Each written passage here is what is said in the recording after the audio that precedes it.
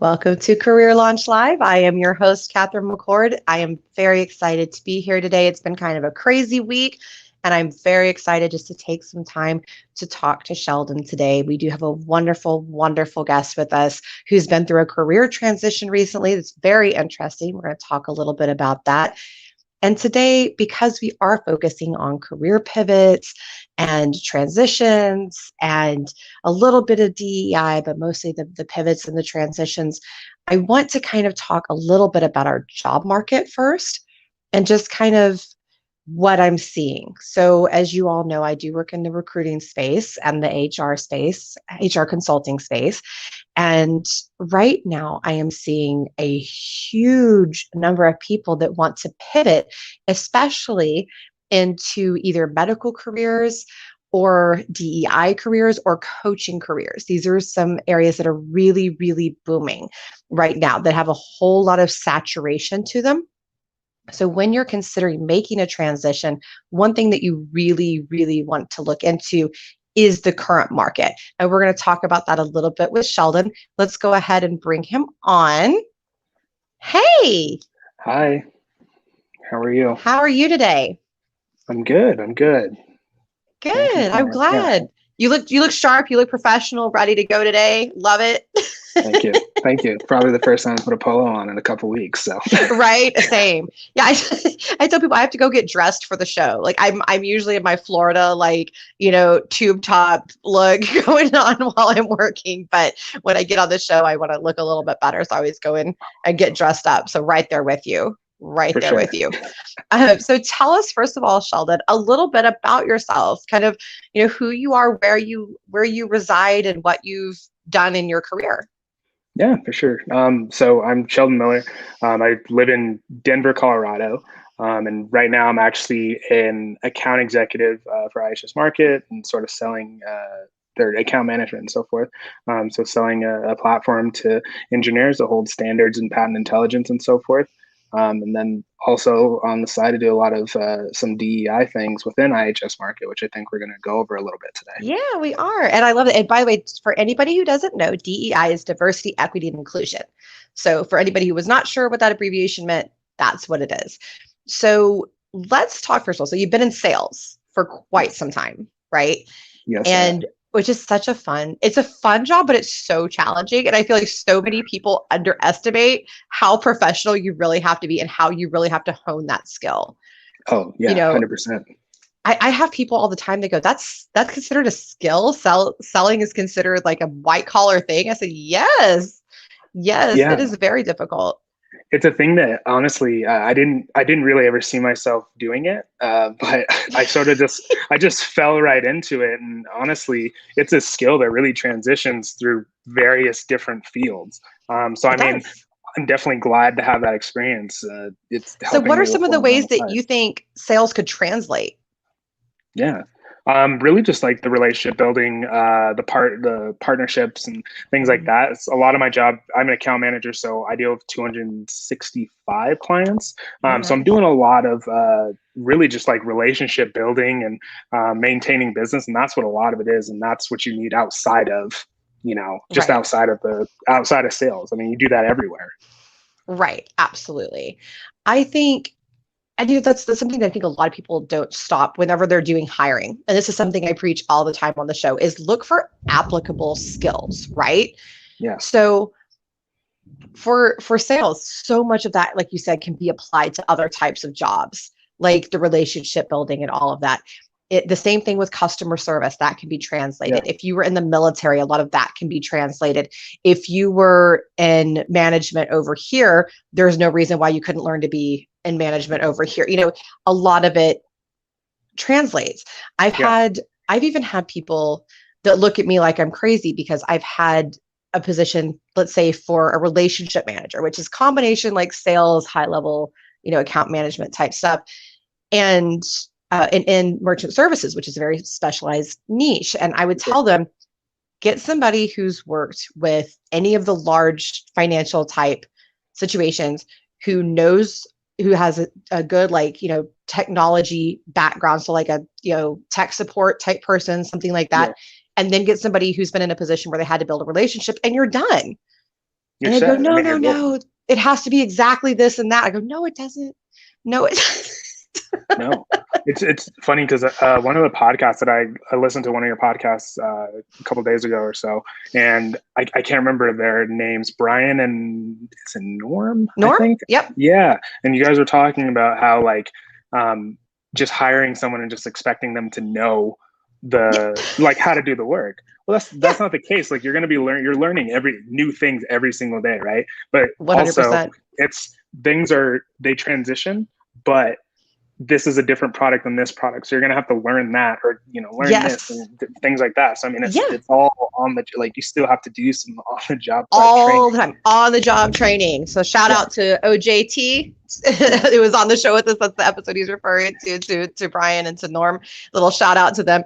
And it's so true. It's so very true. I tell everybody, it doesn't matter if you're an expert. If I brought in a recruiter, I would still have to train them how to do things my way and how I like to do things. And that sounds bad. I say like my way, it has to be my way, but it's true. Like however your company does things, you have to train people that way. So there's always training required. So why not just mostly look for the base skill set and the right human being to plug in to your higher needs. So you've been in sales, rocking along with that. And it was so funny when you very first told me your story because I kept hearing Tara Furiani's voice going, don't just grab a random Black person and plug them into DEI. But to be fair, if I remember correctly, you volunteered. Your company didn't ask you. Is that correct? That is correct. I did. Okay. So see, that's better. So they didn't. No, they didn't just throw me right into it. I reached out to my manager and I was like, hey, there's no one that looks like me on our team or in our department. And I want to change that. So cool. And I love that they were receptive. Yeah. It was great. It was really relieving. I worked at a couple companies where I didn't think that it would be as receptive there, but where I'm at now, like it's perfect. So that's awesome. Well, first of all, that's kudos to them for going, oh yeah, you know what? Yeah, you're right. Let's fix this. And thank you for stepping up. So you just created this whole new career for yourself in this whole new job. I've actually done that myself, not with DEI, but I have done that myself in the past. And it's really interesting because you get to create kind of your own autonomy and all that. So talk to me a little bit about the process you went through learning this whole big world that you opened up for yourself. Yeah. So really, I mean, like I said, I said there's no one that looked like me. And so I reached out to my manager. She reached out to our HR team. They got me in touch with our head of campus recruitment for intern and grads and so forth. And I told her pretty much the same thing. And she was like, all right, well, this is what we need to do. We need to build a brand awareness. We don't have a focus on, or we have a focus on these certain schools up in the East Coast that are PWIs. And if you don't know, PWI is predominantly white institution. And we're wanting to build, I mean, there's good candidates there too, right? But like, we also want to look at, maybe some all women's liberal arts colleges, right? Or we want to look at HBCUs, which is historically Black, historically Black college and universities, right? So that was sort of my project, and it's still something I'm still working on because I actually it's hard to get in there. Yeah. Well, and I'm still actually working as an account executive. This is something that I'm doing on the side. So this is like a passion project. So first of all, I've got to ask, how is that affecting you as an account manager? Like how is it difficult? Is it helping you? How's that working out? So sort of how they intertwine is what we were talking about before, is the relationship building and so forth, right? So I'm trying to build relationships with a lot of these recruiters at HBCUs because we don't have a relationship with them at all. I think there's the two people that I've identified that work at my company that went to an HBCU. I'm still trying to actually get in contact with them so I can, so we can build a relationship with their school and they can be the ambassador for that. But yeah, so it's going well. We just finished Q2 a couple days ago. And my focus was mainly on that. But I throw in like a couple hours here and there working on the projects, and I've been able to do it for the last 6 months. DEI is so all encompassing. When you really get in, I think a lot of people, and you'll be able to uniquely speak to this, a lot of people don't realize how much effort it actually takes when you're very first getting started. Now, once you kind of get it going and it's well established, it kind of just like with any other well-oiled machine, right? It just kind of keeps going. But that initial work to completely change a structure of how things have been done, because you're having to go through and make new contacts with schools, talk to current employees, deal with social media, deal with all this. It's a lot. There's a lot. It's over. I'll be honest. I was definitely overwhelmed because I was like, I'm sort of already doing this for like 260 other people, and you want to throw I did it myself, but I want to throw like another 30 people onto that list that I need to build a relationship with. Yeah, that's obviously right. 'Cause you have all the time, right? I have all the time. All the time in the world. You do nothing else. You just eat, live, and breathe this one. Yep. This is all I do. Oh my God, that's so funny. I think though, I've had a lot of people ask me, hey, would you come in and take over and teach us how to do this? I said, no, I have two. I said, I support you when you do that. I will point you to someone that can do that and or help you hire someone. But if I did that, that would be all I do. And I have too much else going on. Like this is a huge project. This is a huge, typically full-time job. Sometimes it can be part-time, but sometimes it can also be full-time depending on the size of the organization. And this is so true for a lot of people that end up pivoting, right? So not just DEI, which is complicated enough in and of itself. And also very important. I want to throw that out there. Extremely important work. Everybody should be doing it. But it's so true of every other pivot. So I've watched people go from project management on into IT. I've watched a nurse become a teacher. I've watched a teacher become a sales rep. I've seen sales reps go into what was that one? Oh, well, recruiting was one. I've seen that. I've seen them go into completely other fields that have nothing to do with anything, tech support, that type of thing. Yeah. And every career pivot is just so drastic. So one thing I want to kind of talk to you about, as somebody who's going through this right now, is if you were talking to a job seeker and they were telling you, hey, I want to pivot into this whole other career that has nothing to do with anything I've ever done before, but it's super awesome and I definitely want to be part of it. What are some of the things, as someone who's currently going through that you would say to them to consider before starting a pivot? The first thing I would say is, first you have to be comfortable, right? I was comfortable with talking to my manager and saying, hey, like I'm considering doing this. Actually, even before that, I was considering doing customer success. So I had already had that conversation with her, and I was like, hey, like if an opportunity comes up, I'd like to, do that. But regardless, being comfortable to like just talk to your manager, and hopefully you have those type of roles within your company. I mean, if you don't, it'd obviously be hard to go from a teacher to a nurse. You don't have a nurse in your classroom, right? But basically, if you do have those abilities, talking to your manager and basically just talking to that department or talking to that team and seeing if there's any projects and stuff that you can work on. My thing is technically called a gig.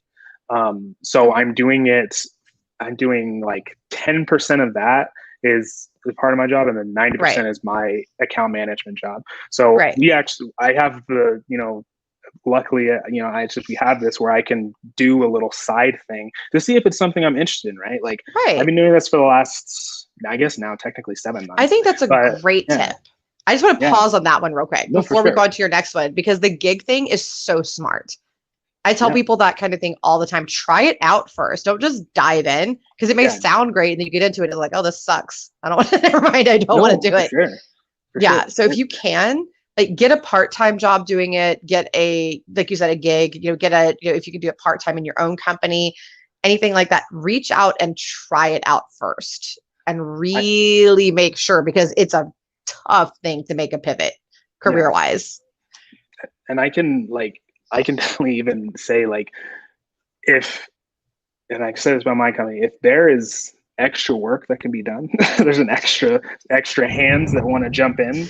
Right. They're all for it. They're not going to necessarily shut it down. So it's like, I would definitely like just, reach out, just have a conversation with people. I mean, sort of how like I met you, right? Like I had a Right. conversation on Clubhouse and I spoke with Dan and he got me in touch with you.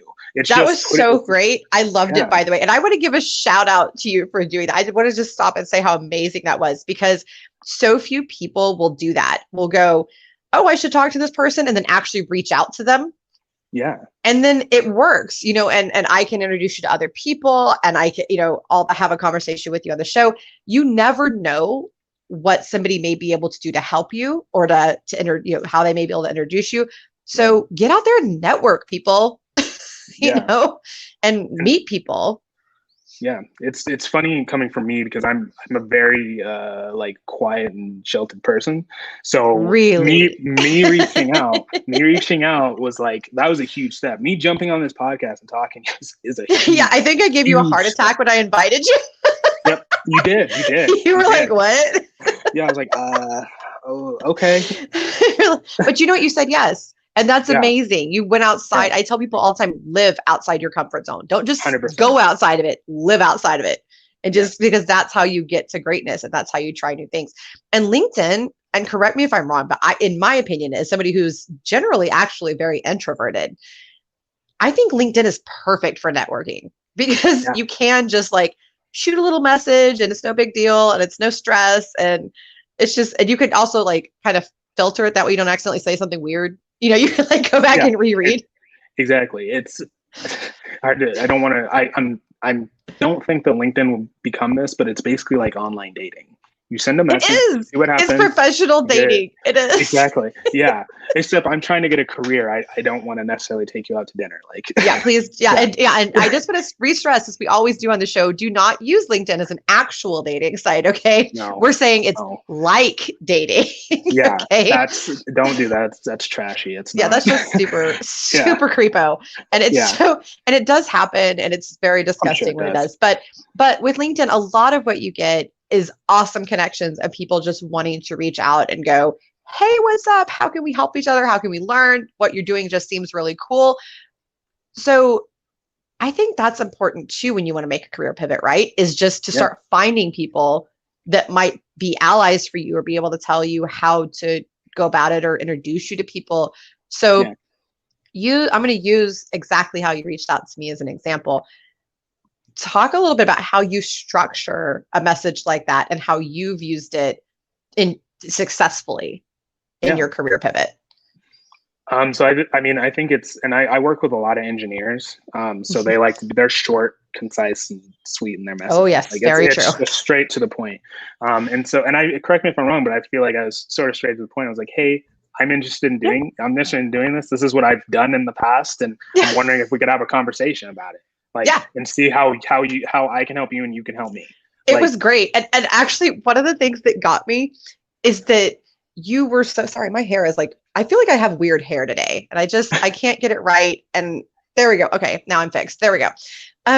So I loved your message to me, because you both had like this really approachable, like kind of aspect, just like, hey, I'm just saying, just reaching out. Like, you weren't pushy and salesy about it. It wasn't like, oh God, like, why are you like, please go away, you're overwhelming. And it was that real, just genuine, hey, so and so, and you gave me the name, so and so said I should definitely talk to you. This is what I have going on. Do you, and I believe, if I remember right, you actually asked me, do you have time for a call? Which is great, because a lot of people just assume that all I do is sit around and talk to people on the phone, and I have nothing else going on in my life. Well, no, and the thing is, I get, like I said, I'm in account management, so I get that. Like, I have engineers; they're not sitting at their desk all the time. Some of them are, but like not all of them, right? Like, some of them are actually out there in the field. And I have one. It's funny. I have one guy that he's actually out of Guyana, so I can only talk to him like every 3 weeks. Oh wow! So. Yeah. So, he doesn't get all good service out there. So I have to wait till he comes back. He's back in Texas, and that's when I can talk to him. Wow, that's so crazy.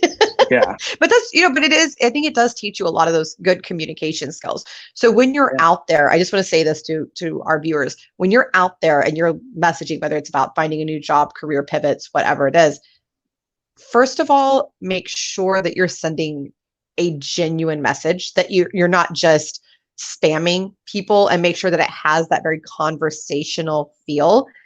If you can get an introduction, a warm introduction of some kind, that really helps, or at least be able to name drop, hey, I see that you know so and so, so do I. I think that, we could really have some good synergy. And then the other thing I think is to be direct. Like you said, this is what I need, but don't demand it. Let them offer it. Like, I sent you my calendar. Like, okay, cool. You want some help with that? Here you go.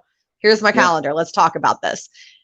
And that kind of thing will really help. If you let the ball be in their court as to how they want to communicate that information to you, let them decide if it's call, email, message, whatever, because a lot of people get a lot of requests. Like, anybody in recruiting and all that tends to get a lot of requests for calls, and that gets very overwhelming.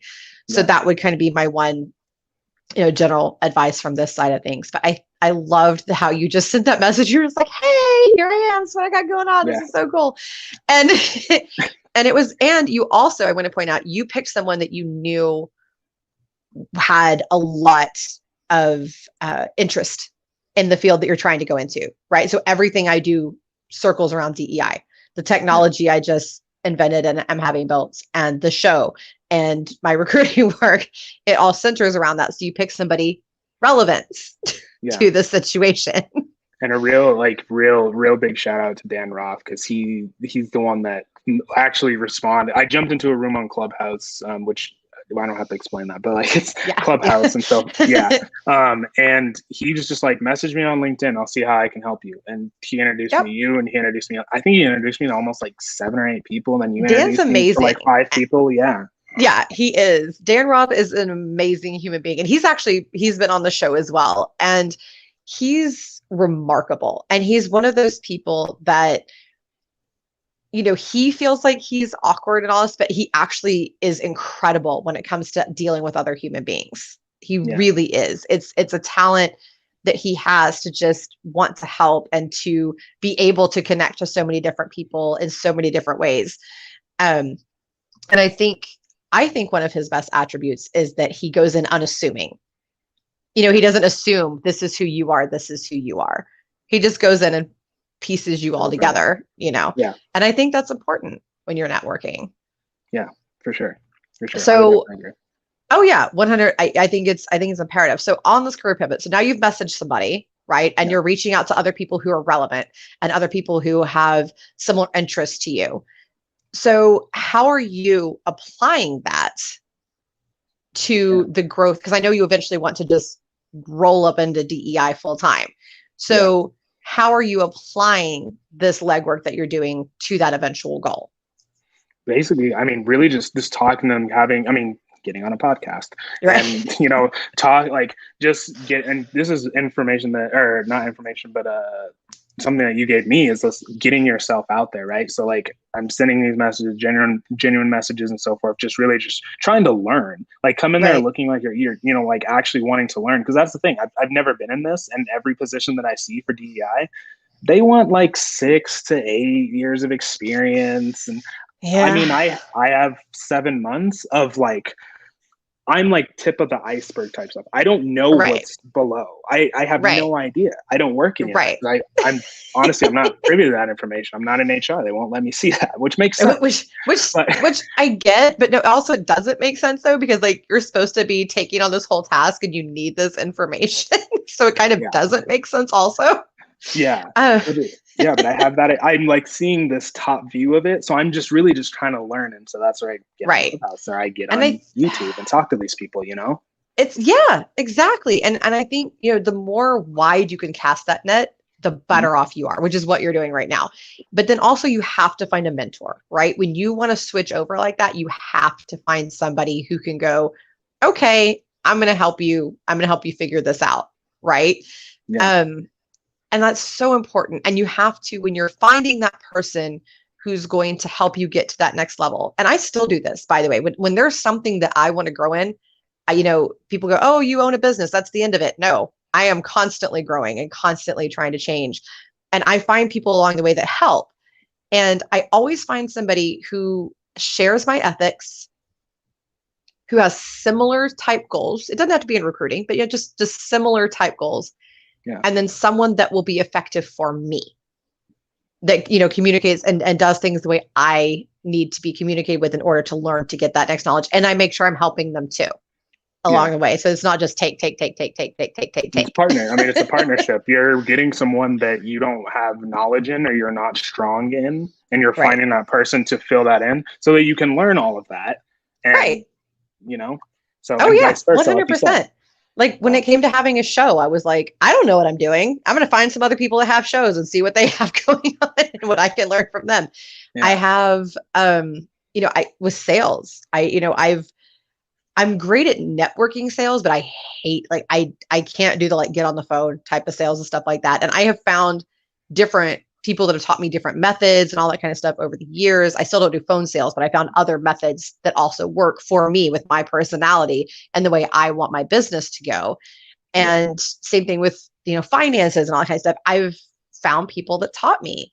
And I think that people as adults feel embarrassed to ask for help and to ask somebody to teach them, but I find it invaluable to have those mentors along the way. What about you?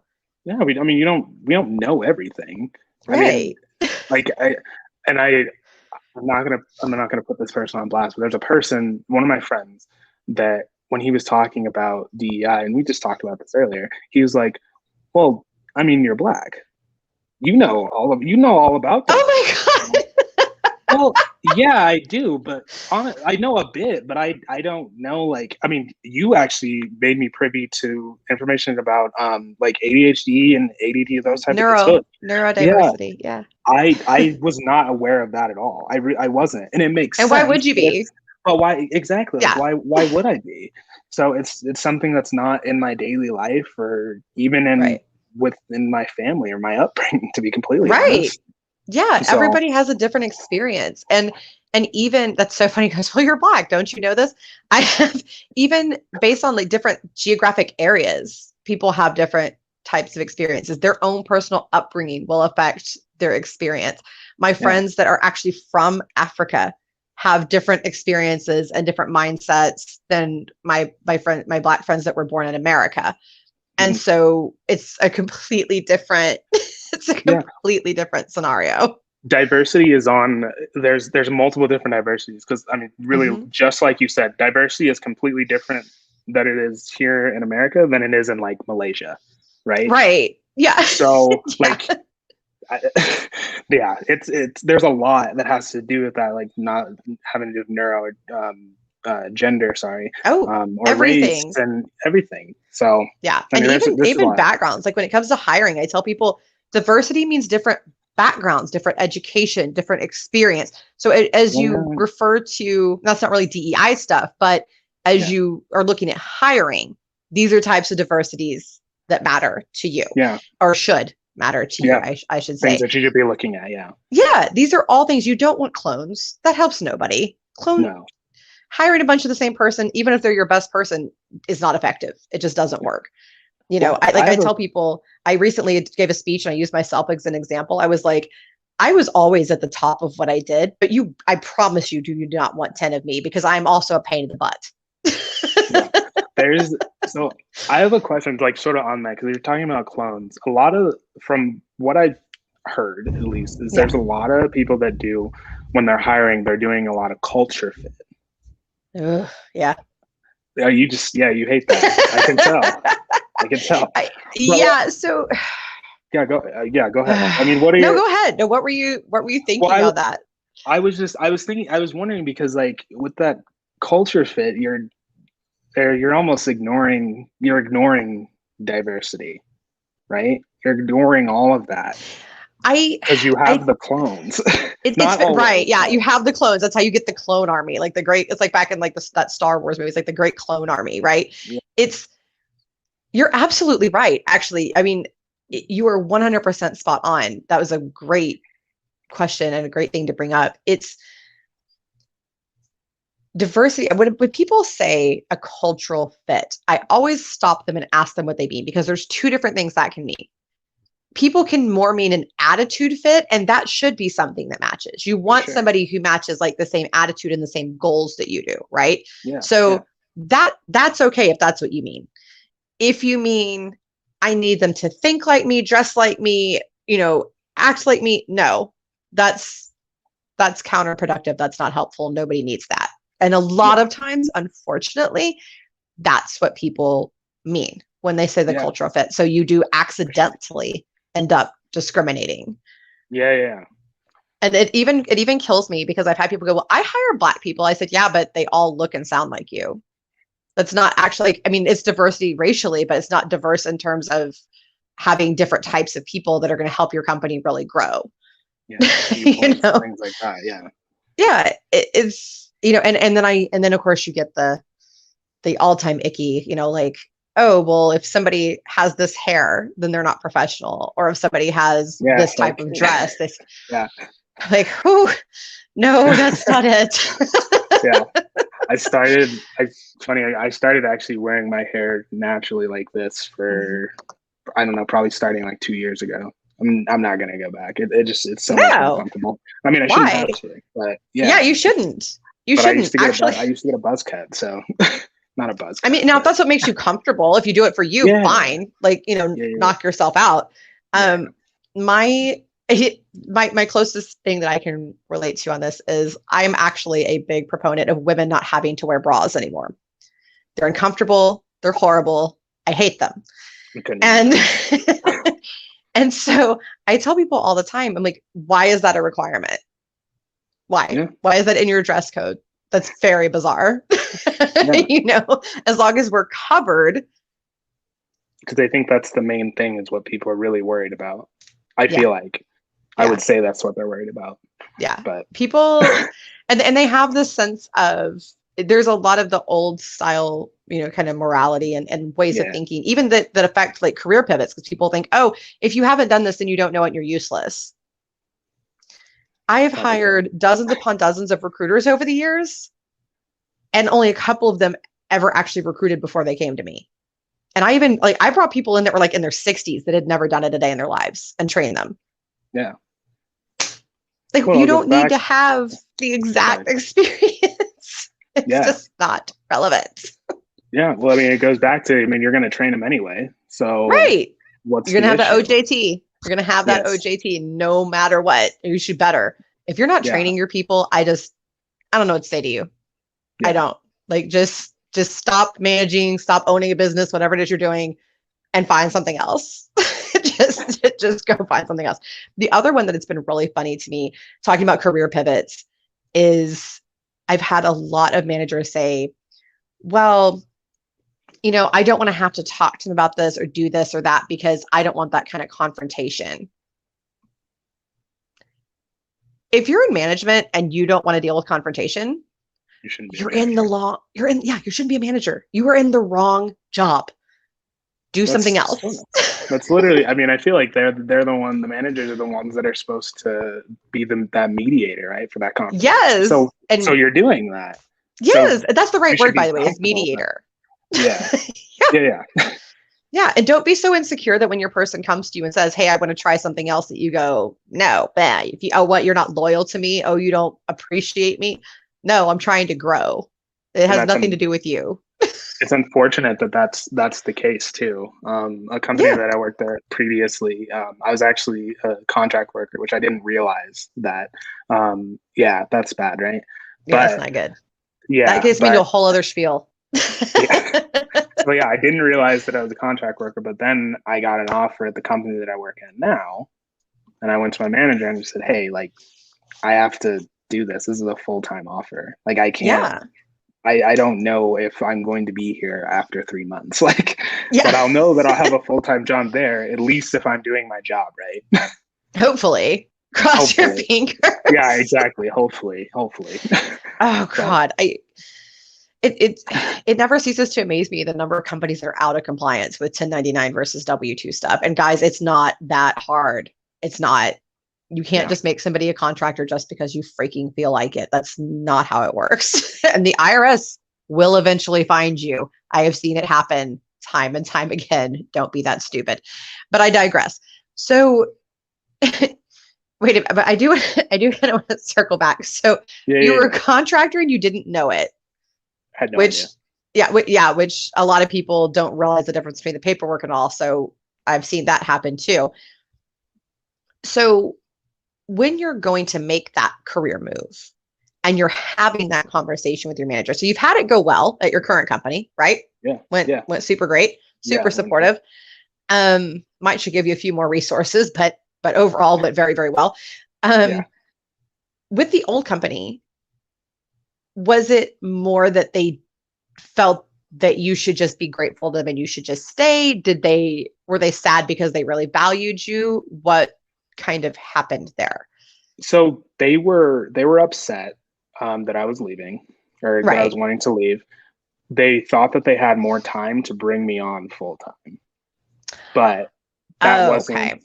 But that wasn't expressed to me. So how would I know? If I knew that, then I'll be honest. That job was very, very easy. And I made a decent amount of money doing it. And I probably would have continued doing it if I knew that. If you didn't know. So see, communication. Tell people what's up. Yeah. Seriously, it makes a big difference. People don't understand the difference that makes. And I've seen a lot of career changes happen because of poor communication. I've seen a lot of people, I have nowhere to go in this. Oh, yes, you do. We're about to open up this whole other department. Why didn't I know that? Like tell people what's going on. Yeah. And look out for your people. Look out. Why don't, that's what always gets me with companies. I always try to help my people go where they wanted to go. I had a pattern the last time I really managed a big group inside of somebody else's company where I would sit people down and say, okay, you've been with me now for X number of months. Where do you see yourself going? Are you wanting, you've talked to me about this, this, and this. Are you wanting to go that path? Are you wanting to? And I would talk to them about their goals. It's one of the few things I really felt I did very strongly as a manager. I'm career pathing and so forth. There were definitely some things that I was not the best at. I'm not going to lie, but this is one. No one's perfect yet. But this is one that I really felt like I nailed, and it was because I had the right mentors in place to teach me to do this. And I would sit down and talk to them. And I had people that left me for other departments that I helped get there because that was important to them. That was their next step. They'd come to me, they'd learn what they needed to learn, and now they were off to the next great thing. And to me, that was a success in my book. Look at this person. They went from being a security guard and now they work in accounts payable. And my department was the in-between. This is so cool. Or now this person is an operations manager and my department was the go-between or the in-between. This is so cool. Yeah. I don't understand people that just want to cling to people for dear life and expect them never to grow. That makes no sense to me. Yeah. And I totally agree with you. I think that there's, but on the other side of that, they're like, well, this person is so good. If I lose them, well, then now I have to try and fill that. Right. And so I think that's where but it's selfish because it's not, you're not helping them. Like you said, you're not helping them at all. And and if you really want to really keep them, value them. Yeah. Right. Exactly. The value. Sorry, I interrupted you. I think I had a glitch. It sounded like you paused. My apologies. I think even if there's somebody you really want to keep, like your top performer, you better make it interesting for them. Give them ways to grow. Ask them what they like about their job, what they don't like. I'm not saying you have to completely cater to them, but that will tell you how to help them grow and how to help them stay with you and progress with you so that they still feel that sense of accomplishments. Yeah. Well, it's and you can even, you can go down to literally going elementary where you have students that are doing a lot, they already know all of these subjects, are really good at math or whatever, but they're super destructive and all that because they're bored, right? Yep. And so it's on an adult scale, it's sort of the same thing, but your productivity goes down. Right. Because it is the same. You're right. That is so true. You don't feel challenged, and it's like, well, why I'm here for a paycheck. That's literally the only reason why I'm here. And why should I try any harder? Right. That's 100% true. I think that, and a lot of companies put work into getting people to quote, invest emotionally into the company. Yeah. that tells me you're not hiring properly, because if you're hiring the right people, they already believe in what you do. They're already excited about it, and you don't have to keep educating them and getting them to invest emotionally. And not that you shouldn't invest in your people. That's not at all what I'm saying. But if they don't already get it, if they're not already excited about your mission, you have the wrong people. Yeah. You've hired the entirely wrong people. Yeah. Like you shouldn't have hired. Technically, you can go back. That wouldn't be a culture fit, right? So. Ooh, good. That was a good tie back. Yeah. Like that. Yeah. Because that is the mistake. That is the that is the real problem with that culture fit mentality. Is the other thing that you see a lot of is they think, oh, well, because this person matches me this, and this, and they're going to match me in these other ways. And they're going to really get our mission, and they're going to really get what we're trying to do here. No. Oh, and by the way, just because I'm just going to throw this on out there, just because somebody has done something for like 6 years, 10 years, 15 years, does not mean that they're any good at it.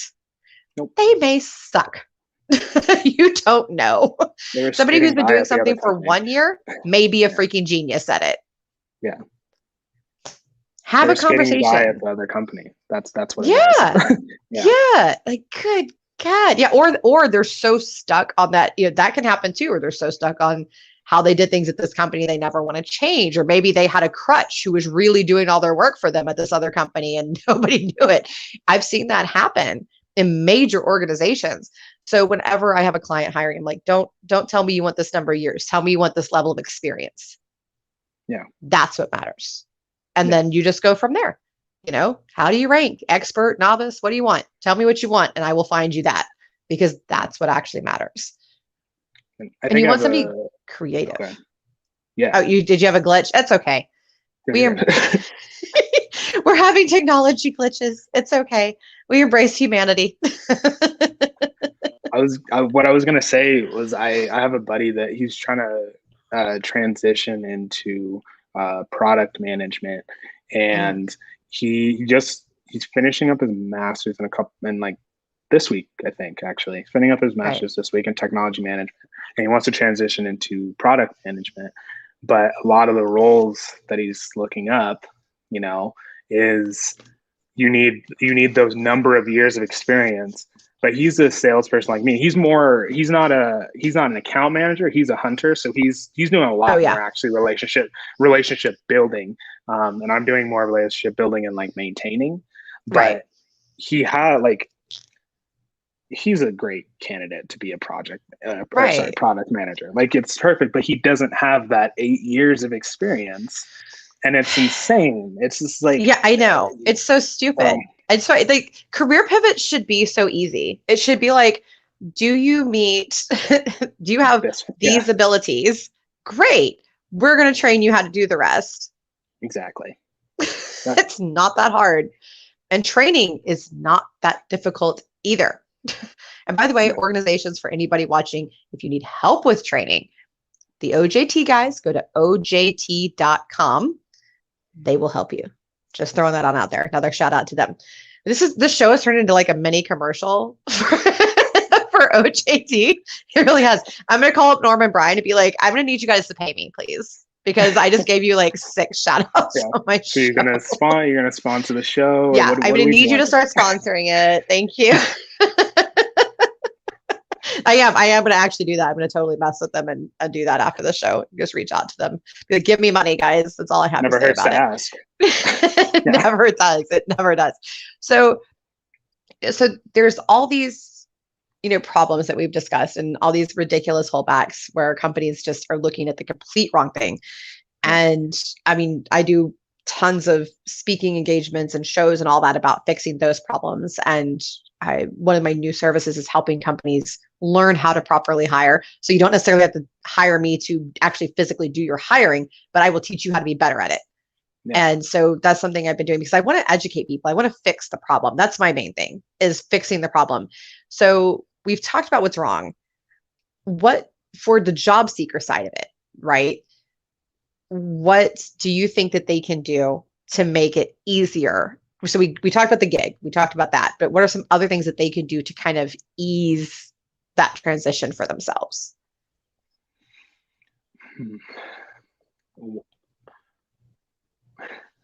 I know, I caught you off guard. It's okay. Well, I have one. I don't know. Because I haven't done this myself. So I'm Go ahead. To put Let's it just out talk there, about it. I use YouTube for a lot of things. I use it for a lot. One of the things that I'm really like looking into now is like doing real estate and all that, like real estate investing and stuff. I've learned a lot through YouTube. Now some of it's crap, and then some of it's like general like good information, right? You do have to check your sources. You have to check your sources. And to all the high school teachers out there, Wikipedia is a source. I used it a lot, and I still got A's. So it is a source. I agree with you.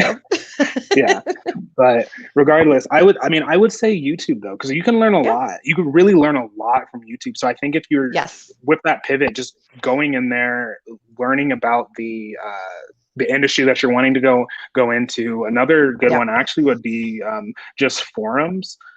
Different groups on LinkedIn. I joined a lot when I wanted to do a lot of things last summer, but I was really interested in like procurement. So I joined a lot of procurement groups that are in Denver, so I could like network with them and like learn about the procurement process. If you have the means for it, Udemy, do it. It's and LinkedIn personally. YouTube and LinkedIn is free. Yes. So I would go that route, join your groups, use LinkedIn, use that free trial for the LinkedIn learning, use that for a little bit, get as much as you can out of it. Yeah, milk it. or if your company has it, luckily my company has a subscription to it for us, so we're able to use that. So if your company has that, utilize it. There's a lot of things on LinkedIn learning as well. There's other ways that you can go about it. So to your point, so YouTube is good, but check your source. Make sure it's somebody that you really want to be listening to first. Yeah. LinkedIn Learning is also very good, but there are other organizations too where you can get certifications, and sometimes very cheaply. So check into it, get a certification, and make sure when you're submitting your resume, if you don't have the experience but you have the certifications, move that section to the top. Because I will tell you, and not that this is a good practice, but it's very accurate. A lot of people don't look past about the first half of your resume just to see if they need to keep reading. I was just about to say that. Yeah. So you got to rearrange your resume a little bit. Also, highlight the attributes that make you good for this next job in each role. So don't lie and say that you did it, but change what's on it to highlight the parts that were relevant to what you did. Because a lot of HR people are starting to realize that titles don't necessarily matter. But so if they see those duties lined up, and if those keywords are there, tragically, people still pay attention to keywords. If the keywords are still there, you'll still get looked at. So just kind of redo everything to construct a resume that says, yes, I actually am capable of doing this, even though I haven't had the title. Can I ask you a question about cover letters? Yes. How do you feel about cover letters? You don't like cover letters? Okay. You know why? Because most people don't actually read them. They just don't. It's just a waste of time. That's fair. Now, if you're emailing somebody or messaging somebody like on LinkedIn or something like that, that's different. Send them a message.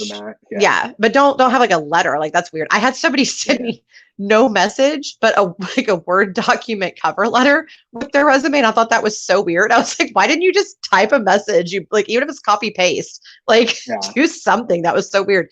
But yeah, it's just super sketchy. Like, now you're just awkward and bizarre, and now I don't want to talk to you. But I can be kind of judgy. I'm not gonna lie. I can be a little tad judgy. But I did still read it, and the candidate was not a fit for me. I actually ended up sending him for another role, but gave the tip of, please God, don't do this again. But yeah, cover letters are kind of a waste of time. Unless you're directly emailing or something like that, don't do it. See, the reason that I asked is because, at least traditionally, like, a cover letter would basically almost just explain exactly why you should be doing that, right? And that worked for me when I was young. It worked for me when I was young. Yeah. Yeah. And if you're trying to do a pivot, then that would be like, hey, well, I've done this is just highlighting all my stuff, or highlighting it to say this doesn't work anymore. That's a shame. I mean, I haven't used it in years, to be honest, but I agree. I mean, I think it's a good tool I guess if people were actually reading. You know one that does work though, and this is a new thing that Trevor Houston is always preaching, and I've seen it work personally, and I think is genius, is to have a video of yourself. Instead of a cover letter, send them like don't make it long, guys. Okay. Please God, don't send somebody like a 5 to 7 minute video of yourself talking, but have like a 30 to 90 second video. I believe 30 to 60 seconds is the best time frame, but 30 to 90 second video of you showing enthusiasm, talking about what excites you about this type of work and how you're a good fit. That works, and people like it. It's quick, it's easy. It lets them really see you and get a feel for who you are. The only potential downside is that leaves open more room for discrimination. If somebody but do you really want to work for those people anyway? You know what I mean? Like if that's exactly. That's kind of my take on it. But just send them a video of you talking and being excitable. And plus, that's a great way to let them see you in a way that you controlled it. Because right in an interview, you might be nervous or, kind of clam up. But if you've gotten to, record it and be like, oh, okay, so tweak this and that, and then you fix everything, you're setting the best possible representation of yourself. You're in control. And I think that's a great way to do it. Yeah. Yeah. Just a little personable. Hey, this is who I am. What's up? I love doing what I do. Yeah. So there you go, Trevor. That's my big tip for Trevor Houston. And actually, if you want some other great tips on videos, Dan Irvin, Irvin, based in Dallas, the Dallas, Texas area, is phenomenal when it comes to his videos. And actually, now he works for a company that like teaches public speaking and stuff like that. And so his videos are like really off the chain. They were before, but like now they're like really good. And so if anybody wants tips, definitely reach out or at least follow Dan, because his stuff is incredible. It really, really is. So we're kind of coming to the end of the show. We've talked now for almost an hour. You did it, Sheldon. Congratulations to Sheldon. You survived the show. I promised that you would, and you did. Yeah. I'm still here. I'm not sweating, so that's you're not, and you have not been awkward. You've done an extremely good job. So kudos to you. Thank But you. as we close, first of all, I want to say that I personally am in awe of you just stepping up and going, I'm going to lead the charge for DEI in my organization. I have no clue at all what I'm doing, but I am going to make this happen. I think that is truly incredible. And the fact that you have started to make progress and that you have really started to dive in, I think that's really, really remarkable. I do. And I want to, first of all, just give you kudos for that and to your organization for supporting you. And a big shout out to Noha Baltaji as well. That's basically my mentor, actually. So great. Big shout out to her as well. That's awesome. Good. Yeah. See, I mean, you have to have those people, right? Like that make you greater and make you stronger. So first of all, kudos on all of that. But the next thing that the last question I have for you is, as you've gone through this journey, you've made your great big career, you're making your great big career pivot into DEI. What do you see as your next steps into a full-time career with DEI? I think, and if people that have been listening, probably, I said that I work at IHS Markit. We're going through a merger right now with S&P Global. So I think it'll all really depend on how that pans out. Right. Once that happens, then I'll be more than likely working with Noha on the intern and grad roles and probably focusing on the HBCUs and the partnerships, DEI partnerships and relationship building and working with that. So I think that's going to be the next step. I don't know if that's 100. I don't know if like that's. I cross my fingers for you. Well, I'm crossing my fingers too. They've been crossed since March, but. And you're like, hurry up! I just want to be doing this. Yeah, but I think that is the next step. And I just, I hope that it comes to fruition. I think with the work that I'm doing with Noha and with like Kerbaz with HR and so forth, I think I'm making a big impact, and I just hope that they see that, and then I can, continue doing it. That's so wonderful. And I want to wish you the absolute best of luck. Thank you so very, very much for joining us today. Any final tips for everybody before you go? If you have any questions, just, reach out to me. And if you are wanting to do that transition, seriously, just step out, literally just step out and step out of your comfort zone, because if you don't, then you're going to be stuck. If you don't necessarily like sales and you're still doing sales, you haven't stepped out yet. So that's right. And it's you, right? It has to be you that goes, I want to try this. That's the thing. Like no one is going to guide you into doing this. You need to be willing to do it yourself. Right. So, whatever your big thing is that you want, he's absolutely right. That is absolutely what you have to do. And please connect with, that was great last words, by the way. I think you kind of win for last words for like the last several months. Like you did really good with that. You nailed it. So if you want to connect with Sheldon, we have dropped his link into the comments. Also, you can reach out to me if you'd like a personal introduction to Sheldon. He is a wonderful human being, and I know I'd love to talk to you. Thank you so very much for joining us today, Sheldon. I'm actually just going to go ahead and end the show. I don't think I can beat your final comment. And we have a comment here saying, great job, Sheldon. I agree. That's my friend, then. That's hilarious. You rocked it. Well, if your friends don't support you, who will, right? So guys, Thank you very, very much for watching. Please tune in. I actually am off the next couple of weeks from the show, but we will keep you posted for our upcoming episodes. Have a wonderful rest of the week. Let us know how we can help you. And with that, we say goodbye.